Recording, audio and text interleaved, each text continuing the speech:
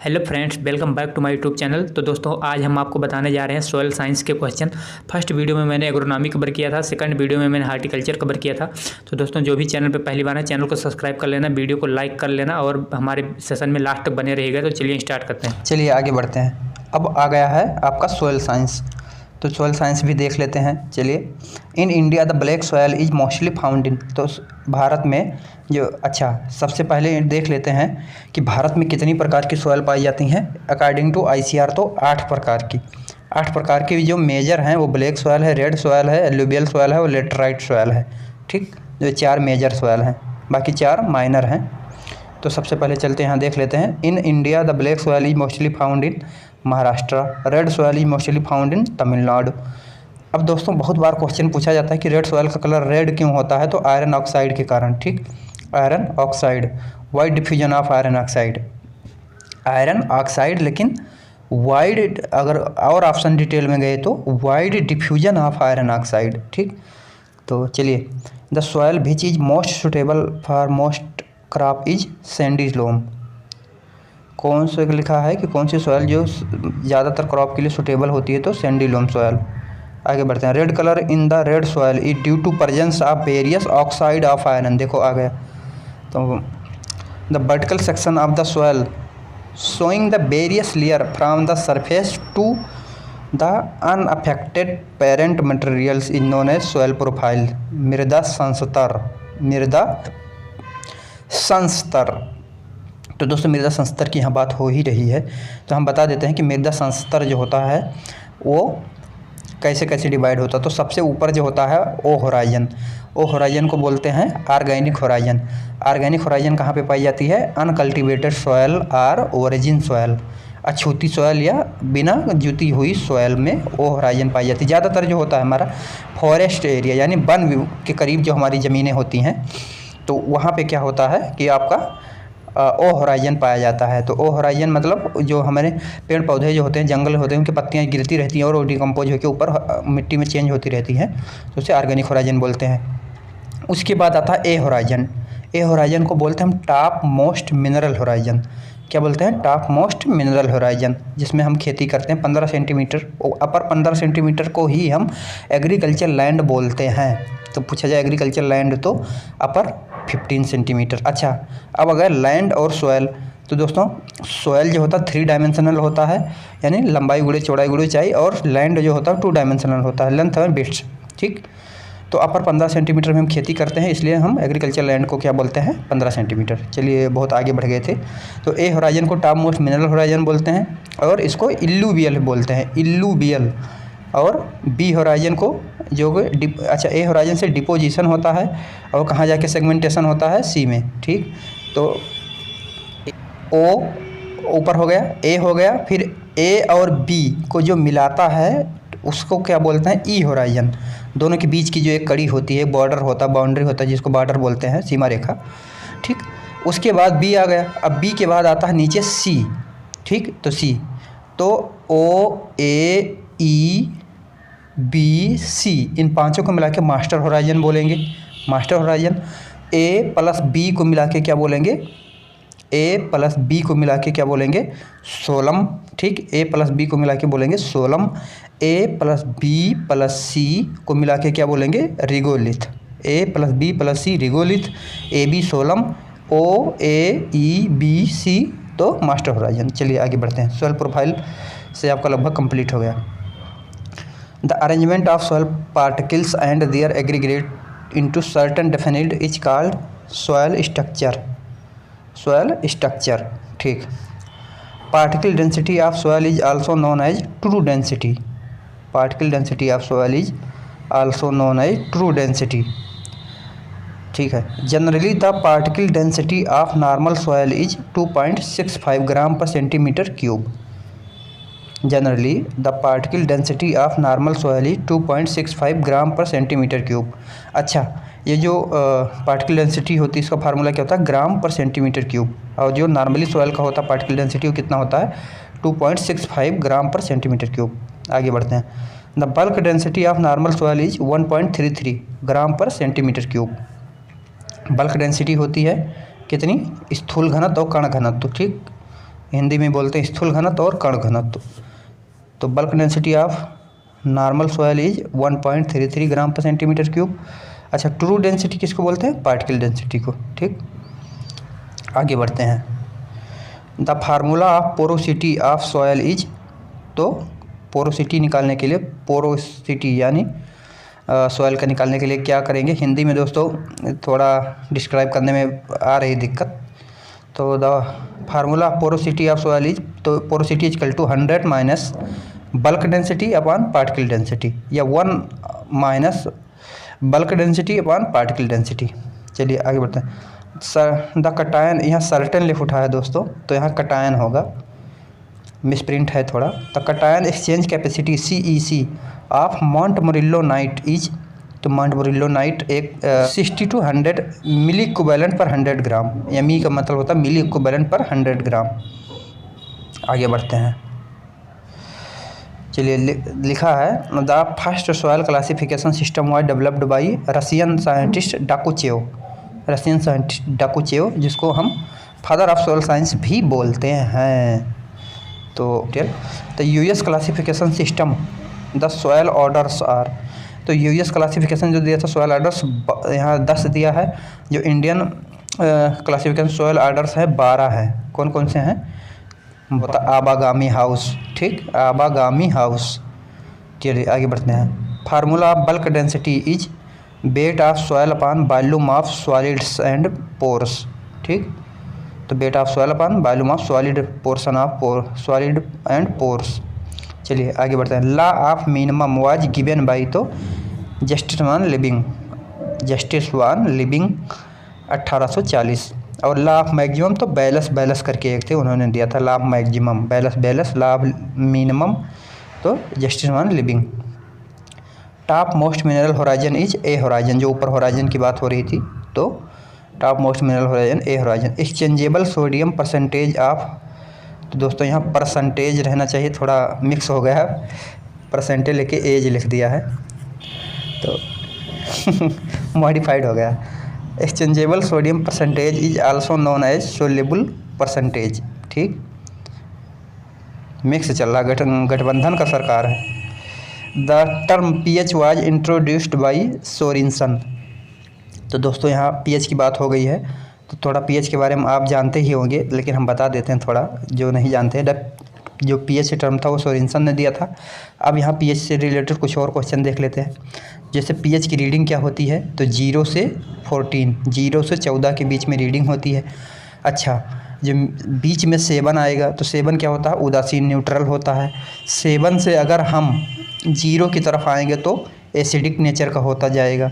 7 से अगर हम 14 की तरफ जाएंगे, 14 की तरफ, तो अल्कली होता जाएगा। ठीक, तो अगर हम 7 से एक fold, change of 1 fold of pH, तो 7 से हम अगर एक pH 6 की तरफ आते हैं, तो अम्लीयता जो है 10% या 10 गुना बढ़ेगी, और क्षारीयता जो है 10 गुना घटेगी।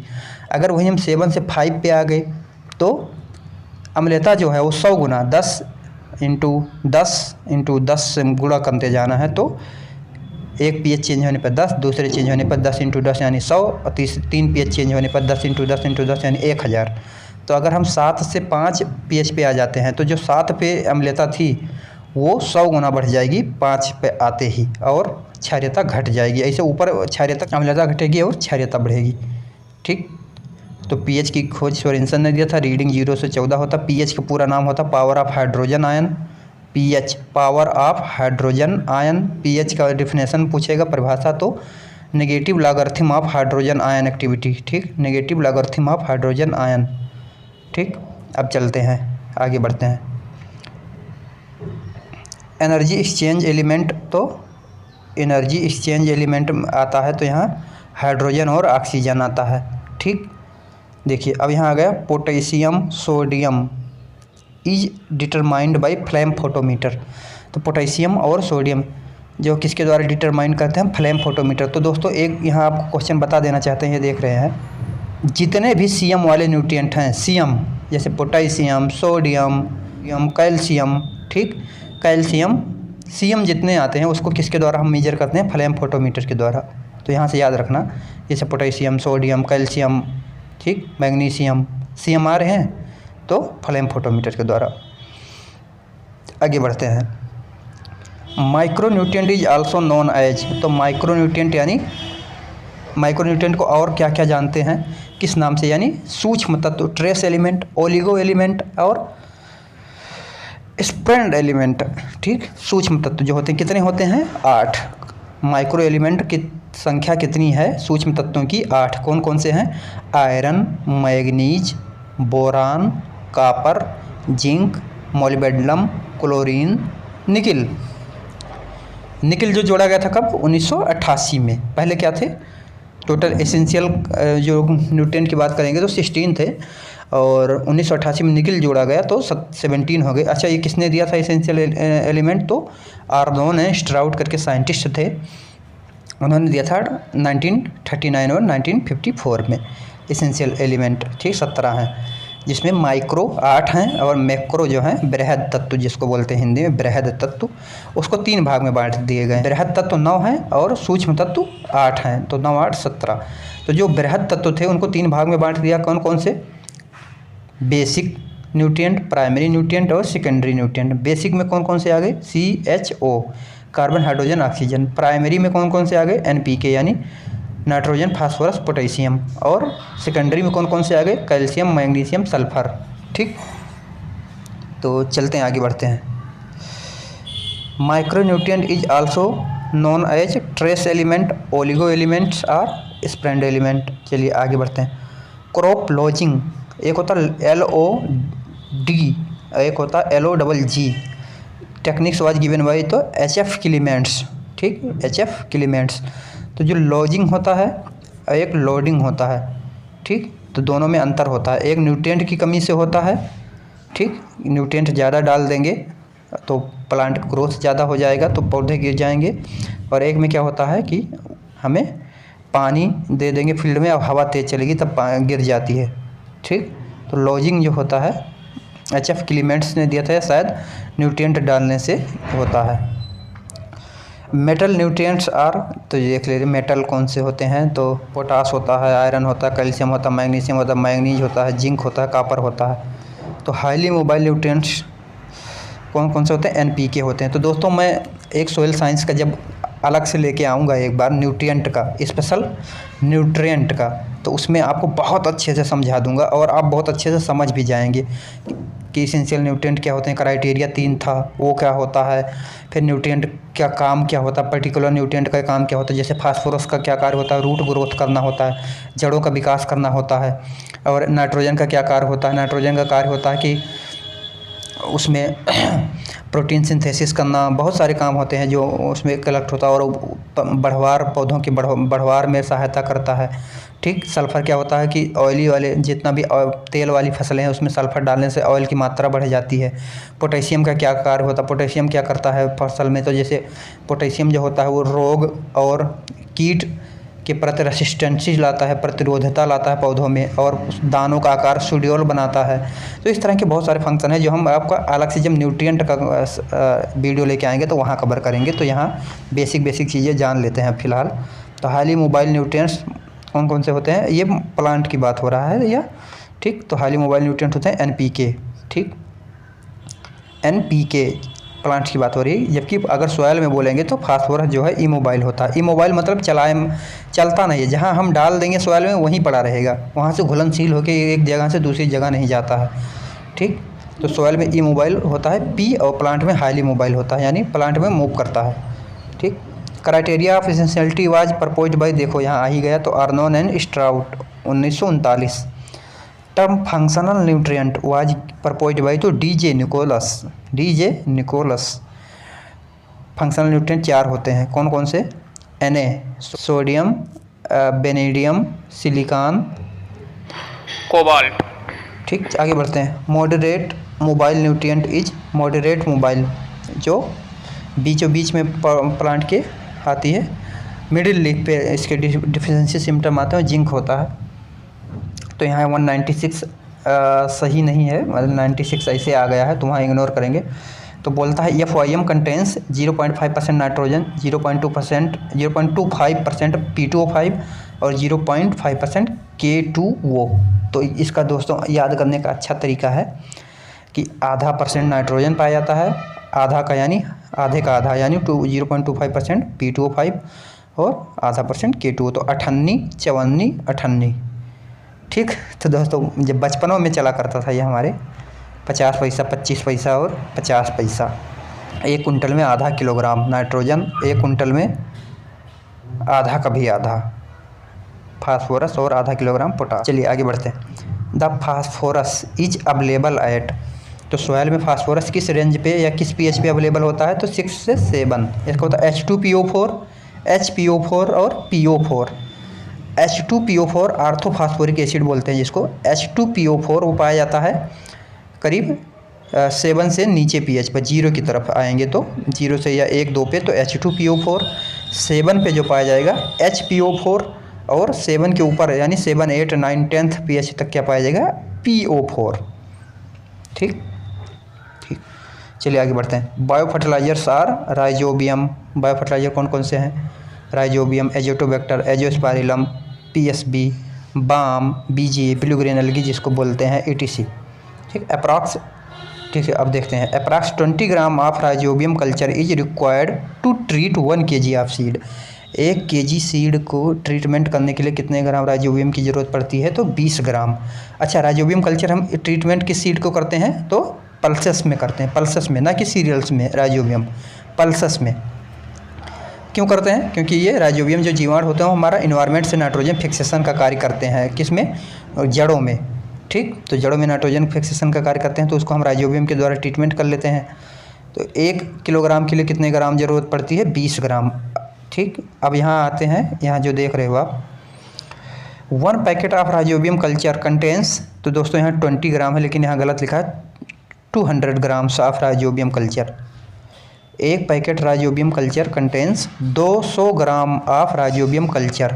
1 पैकेट में 200 ग्राम का राइजोबियम कल्चर आता है और 1 किलोग्राम के लिए 20 ग्राम की ज़रूरत पड़ती है। तो 1 पैकेट 200 ग्राम का तो कितने किलोग्राम कर देगा? 20-2500 यानी 10 किलोग्राम। अगर हम 1 पैकेट राइजोबियम ले आते हैं तो उससे हम 10 किलोग्राम सीड ट्रीटमेंट कर सकते हैं। तो दोस्तों इससे बहुत सारे क्वेश्चन आ जाते हैं कभी कभी, कि जैसे बोलते हैं कि सोयाबीन की सीड हमें 1 हेक्टेयर में लगानी तो कितने पैकेट राइजोबियम कल्चर की ज़रूरत पड़ेगी? तो सोयाबीन का आपको सबसे पहले पता होना चाहिए सीड रेट क्या होता है। जब सीड रेट पता होगा तभी आप लगा पाओगे। तो सीड रेट सोयाबीन के 70 से 80 किलोग्राम होता है। तो 70 से 80 किलोग्राम। ठीक। तो 1 पैकेट कितने किलोग्राम को कर रहा है? 10 किलोग्राम को। तो 70 यानी 7 पैकेट। ठीक। 7 पैकेट की ज़रूरत होगी। और 7 पैकेट का वज़न पूछ लेगा तो 1 पैकेट 200 ग्राम का, तो 7 पैकेट 1.4 ग्राम का हो जाएगा। ठीक। तो यहाँ से आप लगा लोगे अच्छे से क्वेश्चन। वीडियो थोड़ा ज़रूर लंबा हो रहा है लेकिन आपके आने वाले एग्ज़ाम के लिए, या जो मैंने सारा क्वेश्चन उठाया है, ये इसमें सारे क्वेश्चन दिख रहे हैं, ये किसी न किसी एग्ज़ाम में हर बार रिपीट हुए हैं। तो दोस्तों आप थोड़ी देर देकर अगर पढ़ लेंगे तो आपका बहुत सारी बेसिक चीज़ें मजबूत हो जाएंगी। चलिए आगे बढ़ते हैं। Azotobacter is used for rice, cotton and sugar cane. Azotobacter किस किस में यूज किया जाता है? राइस, कॉटन और शुगर केन। ठीक। Azospirillum bio fertiliser is used for sorghum. Azospirillum हम सोरघम में यूज करते हैं। एजिटोबैक्टर राइस, कॉटन और शुगर केन, बहुत बार आया हुआ क्वेश्चन है ये। चलिए यहाँ देखते हैं हम। The cytoplasm and nucleus combinedly called protoplasm. ठीक। अब यहाँ थोड़ा आ गया है तो इसको हम बायो यानी जेनेटिक्स का पोर्शन आ गया है, तो इसको हम नेक्स्ट वीडियो में कवर करेंगे। ठीक। तो दोस्तों जो भी वीडियो पे पहली बार आए हैं वो वीडियो को लाइक कर लेना, चैनल को सब्सक्राइब कर लेना, और मिलते हैं नेक्स्ट वीडियो में। और तब तक के लिए जय हिंद, वंदे मातरम। हाँ दोस्तों, ये वीडियो अपने दोस्तों को ज़रूर शेयर करना। मैं बार बार यही बोलता हूँ कि ये वीडियो आप भी देखिए, अपने दोस्तों को भी शेयर करिए और उनसे भी बोलिए, जो आपके पढ़ने वाले दोस्त हैं, एग्रीकल्चर रिलेटेड दोस्त हैं, वो इस वीडियो को ज़रूर देखें। हम इसी तरह के आपके एग्ज़ाम व्यू के लिए और अच्छी अच्छी वीडियो लाते रहते हैं जो आपकी आने वाले एग्ज़ाम में हेल्पफुल साबित होगी। तो दोस्तों चैनल को सब्सक्राइब कर लेना और वीडियो को लाइक कर लेना। ठीक है, मिलते हैं अगर नेक्स्ट वीडियो में इसी तरह के कुछ लेके, और बायो पोर्शन थोड़ा कवर करेंगे। तो तब तक के लिए जय हिंद, वंदे मातरम।